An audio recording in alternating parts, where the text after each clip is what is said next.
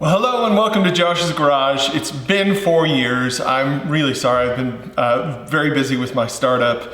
However, the comments on a couple of the videos about safety glasses have just been overwhelmingly positive. People have been asking, what's your status? What's going on? Why did this guy fall off the face of the earth? It's really just because I've been building a company and content and had to take a back seat. But it's time to make a video, and I just wanted to share my progress with my eye. Are you ready? Here we go. Here's the reveal. Ta-da! What do you think? It's actually pretty good. Do you remember what I looked like in the last video? Yeah, right? So I've had 3 surgeries.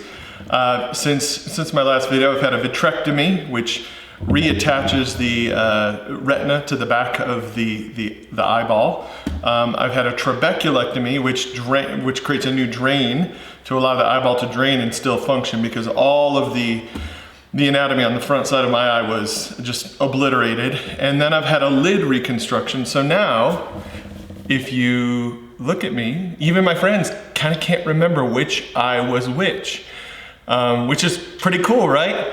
Now, most of the working anatomy was, like I said, obliterated during the accident. So I don't have an iris, I don't have a pupil that focuses light, and then behind that, I don't have a lens. All of that was removed and cleaned up with one of the surgeries. But I do have my own eyeball that is still in my head and keeping a constant pressure, which is good. And I do have a partial retina, because the retina was torn. The corner of the block went in and broke the center and tore the retina. But I had a really talented surgeon laser that back down. So there is partial vision at this point. For the months after the initial accident, it was just completely black. But now I can see just a little bit, and I actually wear a cosmetic contact lens here. If you look, you can see as I remove this contact lens, I just have a big pupil at this point. There's no iris, there's no pupil that focuses and dilates based upon light, and there's no lens. So it's just a wide open aperture that the retina is doing its best to gather that light and do something with it. And my brain is doing the rest. So I wear this cosmetic contact lens because it does 2 things. One, it helps focus the light because it has high power. This is the highest power cosmetic contact lens you can get. They're not cheap, they're like $500. So I have to be careful not to lose it. But it does focus the light, and it does, having a pupil, a fake pupil, it does aim it more directly at the retina. So with the contact lens in, it does start to create a picture that starts to look a little bit like an image that the brain can recognize. This is what it looks like if you look at side by side. On the right hand side, you can see what my normal eye can see, my healthy eye. And then on the left, you can see my damaged eye. In the center there, you can kind of see actually a corner. You see where it's squared off right in the center of my vision? That's actually where the corner of the block smashed and went pancaked and tore my retina, and it's been lasered down. So that part of my retina will never come back. It's scar tissue at this point. But the rest of my retina and the peripheral has started to come back, and each year it's actually increased just a little by little. I just went to the doctor this week and had even more field of view than I had the year before, which was pretty outstanding, right? So my brain has adjusted. It basically ignores what's coming in from my left eye and allows what's coming in from my right eye to be the main focus. This does cause some problems, especially when changing lanes, or I do see in my peripheral vision 2 sets of lines on the road, which isn't great. But if I don't do this, if I don't let this eye see what it can see, I'll become lazy eye guy, because this eye is constantly trying to put the 2 pictures together and overlay them. So I want this eye to just see what it can see, stay alive, stay healthy, stay trying to line things up so that I can continue to look fairly normal as I can look, right? So what is life like now? Well, I am glasses guy now. That's a must. Having one eye, I have to protect this eye. So the glasses I wear every day have impact-rated polycarbonate lenses in them. They're not full safety glasses, but they are close. So trying to do the best I can to protect the eye that I have. I have no depth perception.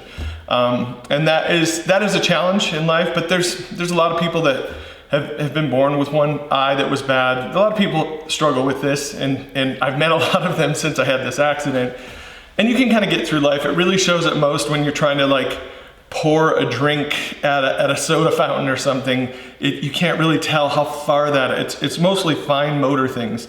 Driving, because it's longer range, it doesn't really affect driving as much. You can kind of see the taillights in front of you get bigger or smaller. But anytime I have to go touch a touch screen somewhere, like checking out at a gas station or at a toll booth, I like first go where I think it is, and then I have to go a little further, and then I have to go further. I'm like, whoa, that's far away.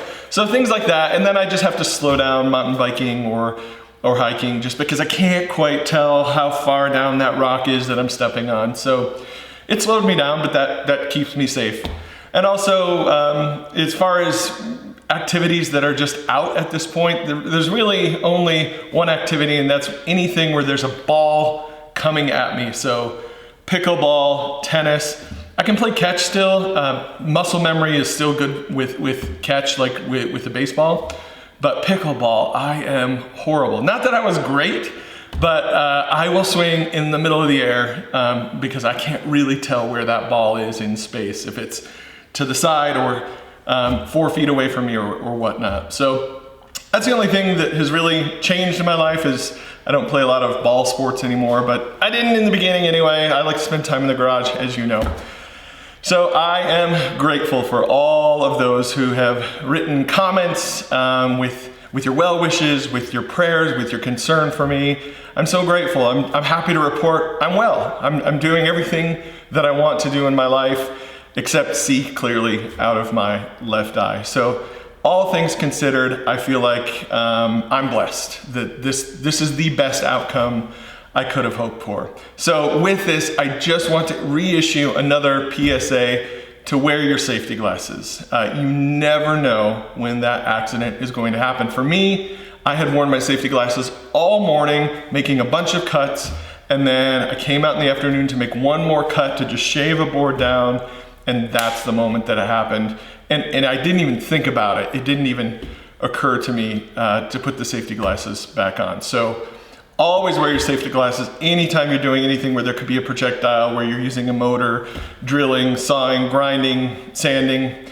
Put your safety glasses on and do whatever it takes to just keep them on your face. And what I found actually is prescription glasses make a big difference, because I don't have a very strong prescription, but anytime, I would have to use safety glasses and put on just some of these cheapy, dollar store safety glasses that are all covered in grime, I always just felt like I saw worse. And so I always felt like these